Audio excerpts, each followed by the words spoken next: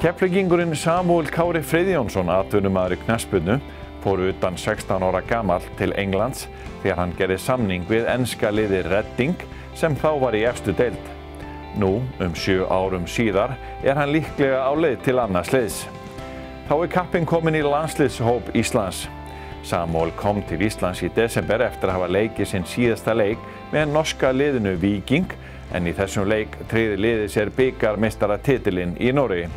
Við hittum Samúel í fyrsta knattspyrnuhúsi landsins, Reykjaneshöllinni, þar sem hann hóf knattspyrnuferilinn. Ertu alinn upp hérna í Reykjaneshöllinni? Já, maður segir það. Með boltan? Já, algjörlega. Þetta svona annað heimili mitt og hefur alltaf verið það þangað til ég fór út. Þannig að, já, við höfum mikið að þakka höllinni fyrir. Það já. Er þetta búið, heldur að þetta sé að hjálpa? 120% sko. Þetta er bara, búið lífið mitt síðan ég fór út. Fyrstu snemma áhuga á fótbolta?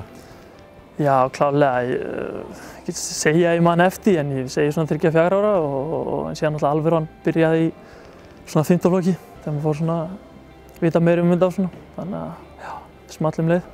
Hvernig gekk þér í yngri flokkunum? Bara mjög vel. Minn árgangur var mjög sterkur og sérstaklega voru konur í 11 manna boltan og þannig að bara, jú, eins og ég segi, sterkir og unnum mikið. Og hvað fannstu þið einhvers staðar á ákveðnum stað á vellinum frekar en annars staðar? Já, ég meina, ég byrjaði náttúrulega í hafsendinum þegar voru með 11 manna boltan en síðan þegar ég var komin í meistaraflokki hjá Soran þá fór ég vinstri bakvörðinn en ég alltaf verið miðjumaður þannig að ég fór út sem miðjumaður og það ennþá í dag þannig að það er svona mín staða. Og svo við förum hratt yfir sögu yfir unglingaboltann og þú byrjar að spila með meistaraflokki Keflavíkur, mjög ungur eða ekki? Jú, ég byrjaði 16. Ég spilaði fyrsta leikinn 16 ára? Já, PES-deildinni spilaði ég 16 ára, fyrsta leikinn minn. Já. En spilaðir ekki marga leiki? Ég spilaði 2. Ég fekk reyndar rautt spjald í fyrsta leiknum. Já, rautt spjald í fyrsta, ég ætla að vera að spyrja þeim það. Hvernig gerist það? Manstu eftir því? Já, við vorum að tapa held í 4-0 á móti Val útivelli og á 87. mínútu þá sagði ég eitthvað við línuvörðinn sem ég átti bara ekkert að segja sko og það fauk út eftir það. Ertu skapmaður? Já, ég myndi segja, ég meina fótbolti er leikur hitans þannig að ég get alveg viðurkennt það, ég er með mikið skap. Já. En á jákvæðan hátt. En líka metnað? Já, það snýst allt það. Já. Þannig að Og hvað gerist þarna á þessum tíma? Þú ferð til útlanda hana? Já, sko. Hvernig gerist þetta? Ég fór fyrir árið, sísónu byrjaði ekki hér fyrir í maí, því ég spilaði minn fyrsta leik. Þá fór ég í mars til Reading. Í Englandi? Já, í Englandi. Þegar ég voru í ensku úrvalsdeildinni þá. Fór þangað út og bjó fjölskyldu frá mars til maí því ég kom heim í sumarfrí. Og spilaði hana leik og með Keflavík í Vefsdeildinni og fór síðan stuttu eftir þann leik beint út aftur og það var ágúst og það var pre-season að byrja þar. Já, Reading. Já.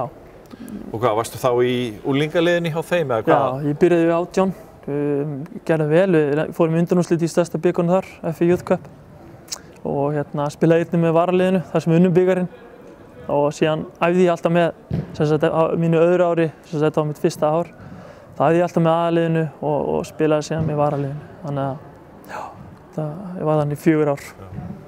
Og þú varst þannig í 4 ár og hvernig var það? Kom ekki mamma þín út og var hjá þér? Og hvernig var? Jú, á mínu öðru ári kom mamma út og var hjá mér í 1,5 ár. Já.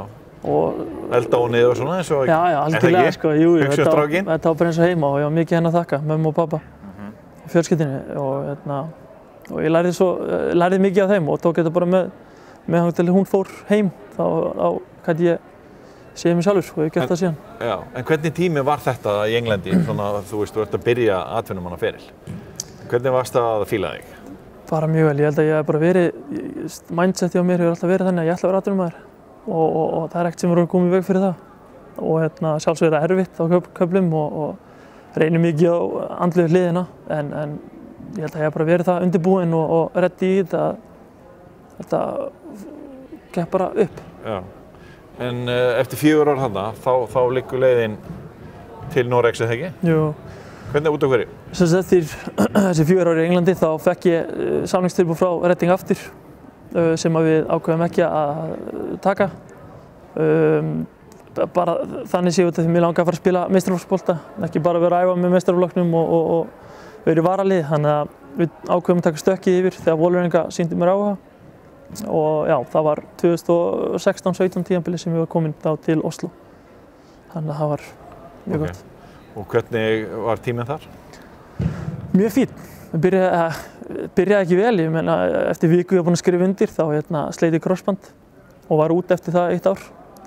En já, og það eins og ég segi, það tók rosalega andlega en með mikill hjálp frá fjölskyldunni og Gunnar Má sérstaklega sem hjálpað mér á því sviði. Gunnar Má Másson. Já, Más, Gunnars algjörlega. Hann algjör klettur fyrir mig. En síðan eftir 1 ár þá var ég komin aftur og byrjaði að spila, sem sagt, ég myndi segja svona cirka, 1 ár, 11 mánuði. Og það var mitt fyrsta sísón í meistaraflokk og það gekk bara mjög vel og eftir það sísón fekk ég mitt debut, þess að maður segir, í landsliðinu, fórum hana til Indonesíu, spila þar, þannig að það var svona fyrsta alvöru sísónu mitt, þannig að það gekk mjög vel.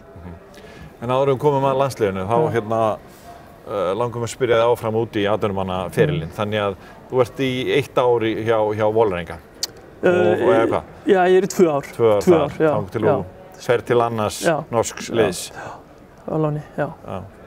Segðu okkur frá því, hvernig gerast svona hlutir? Akkur ferðu á láni frá Vålerenga og fer til liðs sem enda svo, ofar en Vålerenga í norsku leiktíðinni núna? Sko, þetta var á öðru ári minn. En þeir voru að koma upp, eða ekki? Þeir komu upp náttúrulega, jú. Víking stór klúbbur í Noregi, hefur gengið illa fyrir þetta ár sem sagt, en þetta rosa stór klúbbur. Burtséð frá því þá var þetta öðru árinu mínu þegar ég var nýkominn heim frá HM með landsliðinu. Þá kom ég tilbaka og við fengum nokkur tilboð sem að mig langaði að stökkva á, sem var kannski ekki báðar hliðar voru ekki sammála kannski. Og úr því kom smá deila við þjálfara og meira. Já, Vålerenga. Já, Vålerenga og mér líka. En það er best að fara ekki alveg kannski út í það, því að það kannski þið voru bara ekki alveg sammála stöðuna. Ekki sömu blaðsvíð, nei, alls ekki. Og það endaði með því að ég fekk bara það að fara á lán og ég stökk á að fara til Víking. Og það var sem sagt fyrir ári síðan? Já. Cirka? Já, fyrir ári síðan. Þannig að þú varst að klára núna sem sagt 1 leiktímabil með þeim? Algjörlega, byrjaði í mars og endaði núna í desember. Þannig að það var mjög fint. Og þér gekk mjög vel núna? Já, algjörlega. Ég spilaði alltaf bara alla leiki og 90 mínútur og endaði í 5. sæti og tóku síðan á lokum titill í bikarúrslitunum. Bikarmeistaratitil. Já, bara æðislegt. Hvað svona langtíma markmiði hjá þér? Hvað draumurinn að enda hjá stóru liði? Draumur minn hefur alltaf verið það að spila í topp 5 bestu deildum í heiminum og spila sjálfsögðu fyrir landslið, komast í byrjunarliðið þar. En allt þetta tekur tíma og ég har mikið ólært eftir og það er bara partur af markmiðinu. En þá aðeins að landsliðinu. Þú 2016 ert að komin í hópinn, ekki? Þessi 2017, já, 2017, tímabilið, já. Fyrir cirka 2 árum síðan. Já, rúmlega 2 árum síðan. Og ert búinn að spila nokkra vináttulandsleiki. Já. En fékkst svo svona kannski stóra prófið í rauninni getum við sagt, þó að það hafi verið loka leikurinn hjá Íslandi núna. Algjörlega. Það gegn Moldóvu. Já. Spilaði þar hvað mikið? Ég held svo 35-40 mínútur. Já, algjörlega. Ég er búinn að spila nokkra vináttulandsleiki, ég held sem 9 cirka. Já. En sem þú nefnir, þá spilaði ég fyrsta leiki núna í Evrópukeppninni, riðlinum, sem var fyrir mig persónulega frábært. Ég er búinn að hugsa að þessu síðan ég var 30 ára Póli að leika mér hér. Og komast það hjá landsliðinu? Algjörlega, þvílíkur heiður líka að fá að spila með besta landsliði ever. Íslands? Já, bara frábært. En þú varst líka í HM-hópnum. Hvernig var það? Og þú hafðir ekki komið við sögu í neinu leikum. Þú ert náttúrulega mjög ungur hérna. Já, sjálfsögðu.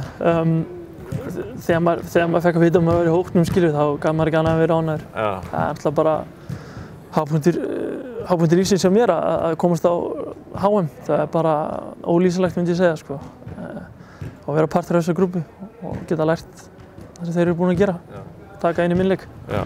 Hvernig svona venjulegur dagur, hvernig hefur venjulegur dagur verið hjá þér undanfarið ár sem atvinnumanni í Noregi? Ég meina þetta er mjög stíft prógram. Þetta er æfingar klukkan 10 mótnana, þá maður vakna 8, mæti morgumat og sem þegar æfingunni búið þá hádegismatur og síðan fyrir eftir hvort það sé vídeó af leik, fyrir leik eða eftir leik eða ræktinn. Þannig að allir dagurinn fyrir í þetta. Maður er komin svona heim 2, 3, 4 og þá þá maður bara recovera og eins og maður segir, bara hvíla sig heima. Það er ekkert. Þú búinn að vera einn í Oslo? Já, ég var einn í Oslo. Ég var búinn að vera það og já, er enn. En þegar maður ertu að hugsa eitthvað menntun á meðan þú ert að þessu? Er það eitthvað sem þú ert alltaf að skoða? Fjarnám? Algjörlega, ég var í fjarnámi þegar ég fór út fyrst og kláraði einhvað þar sko. En síðan hef ég ekkert verið nógu duglegur núna í því, en ég hef svona verið að skoða þjálfun og áhugað því að geta klárað það meðan ég er úti. Þannig að maður getur alltaf gert meira. Já, þurfi ekki atvinnumenn að hugsa þessa hlið, þú veist, ferillinn getur farið út gluggan getur við sagt í einu leik ef menn meiðast illa? Algjörlega. Þurfi þá ekki að hugsa þetta? Algjörlega, svo sannarlega. Ég kynntist því náttúrulega bara þegar ég meiddist að það sé maður svona aðra hlið af lífinu á að segja þannig, svona fótboltinn en jú algjörlega, ég meina það eru margir leikmenn sem eru með menntun og eitthvað eftir fótboltann og það er mjög mikilvægt og ég geri það. Hvað ertu að gera mikið í líkamsþjálfun og í andlega þættinum í dag? Hvernig sinnur þessu? Líkamlega náttúrulega, það er náttúrulega eins og núna í off-seasonu, þá er náttúrulega að vinna með Gunnar Má sem ég ger og hefur alltaf gert og hann sér algjörlega það og síðan hef ég líka verið hjá sálfræðingum að ekki það til það sé eitthvað heldur það er bara gott fyrir mann að vera með eitthvað sem maður getur talað við heldur en fjölskylduna skilur, þú getur talað við hann allt og sé lífið á annan hátt og ég tel það vera mjög mikilvægt og það hefur hjálpað mér að sjá sig líka mjög mikið. Þannig að það er, já. Hvað með hluti svona eins og mataræði? Hvað ertu að pæla mikið í því? Jú, ég pæli mjög mikið þó ég sé ekki algjör öfgar en maður náttúrulega brennur rosalega mikið á æfingum og leikjum og þarf að hugsa það. En það er hugsað út það líka fyrir okkur, við erum með menn í vinnu sem vinna hjá klúbbnum sem eru að sjá það og við fáum prógram og mataprógram og allt það. Þannig að það hefur hjálpað mikið, þannig að það er mjög þægilegt. Aftur til Keflavíkur, félagar þínir í Keflavíkurlauginni eru nú að æfa hérna bak við þig núna. Við getum ekki sagt að það sé glæsileg staða í knattspyrnunni í Keflavík og á Suðurnesjum. Það er ekkert lið í efstu deild, hvorki í karla og í kvenna. Getur þú komið með eitthvað innlegg í þetta? Út af hverju er þessi staða? Sko, maður veit náttúrulega aldrei ástæðana fyrir því, sko, en ég meina, það var mikið kynslóðaskipti hjá strákunum í meistaraflokknum og eins og gaf út að þeir ætla núna að byggja upp frá grunni með unga leikmenn. Hvernig líst þér á það? Mér finnst það persónulega mjög fínt, en að sjálfsögðu það maður reynslu líka inn, en strákarnir eru mjög góðir og ég þekki alla strákarna hérna og mér líst bara mjög vel á hvað Keflavík er að gera núna og ég held að þetta er eftir að bara ganga vel. Eysteinn og Siggi Raggi gera mjög gott mót og Ómar. Þannig að ég er bara mjög jákvæður yfir þessu. Saman með stelpunar Hauk og Gunna. Það voru náttúrulega efstu núna, en því miður, já, gekk ekki eins og gekk, en já, þetta er jákvætt yfir þessu. Aðeins aftur að atvinnumennskunni. Þið spiluðu og þú spilað nokkra leiki, já, þið voru að spila við Man United. Og við eigum eitthvað myndiræði þar sem þú ert að eiga með Lukaku hérna í fanginu nánast. Já, það var svona árlegt hjá Vålerenga mitt sumar að þegar þessi stóru lið eru á pre-season undirbúningstímabili að við spilum móti stóru liðum og við spilum móti Real Madrid, Barcelona og síðan núna fyrir 2 árum eða 1 ári móti Man U og það var alltaf bara æðislegt. Ég meina, 40.000 manns á vellinum og þeir með sitt besta lið og þannig að það var svona mjög gaman að kljást við þá. Hvernig seturðu þig, svona, hvernig berðu þig saman við þá? Hversu miklu betri er Lukaku heldur en þú? Eða öfugt? Já, það er góð punktur. Ég myndi segja frekar Pogba, hann er miðjumaður og ég er miðjumaður. Hann náttúrulega, það er ekkert hægt að bera okkur saman. Ég meina, hann er náttúrulega stór stjarna og búinn að vera lengi í þessu. Og, var hann í liðinu þegar þú voru að keppa? Já, hann spilaði leikinn. Já. En eina sem ég get sagt til því er bara að ég horfa á hann og læra á honum og reyna að gera eins og vel og hann hefur gert. Þannig að það er bara partur af þessum stiga sem við erum að ganga. Er eitthvað eitt sem þú getur bent mér á sem að þú þarft að ná og ert ekki með í dag til þess hreinlega bara að, þú veist, bara segjum eitthvað fáránlegt að Liverpool vilji kaupa þig, skilur? Eitthvað svona sem er stóri draumur hjá þér að komast til, eins og er náttúrulega draumur flestra ungra peyja sem er í þessum spórum eins og þú. Hvað, getur sagt mér eitthvað hvað þið vantar í dag? Það er mikið sem ég vantar. Ég get alltaf bætt allt enn meira, 1% í viðbót. Ekkert sérlega eitthvað eitt. Þannig að, eins og ég segi, þegar ég fyrir aukaæfingar þá æfi ég það sem ég er lélegur í og líka það sem ég er góður í. Og já, það er bara svona að halda við, bæta sem meira og meira. Já. Og svo er þetta kannski líka smá heppni þegar maður dettur niður á eitthvað. Á ferlinum, svona eftir hvernig hlutinni þróast. Já, algjörlega. Það er náttúrulega heppnin, stundum margir þurfa að fara lengri leið, sumir fara styttri leið. En það er bara eitthvað sem að gerist. Maður er bara, já, maður hefur bara haldið áfram að gera sitt besta og sjá hvað kemur á endanum.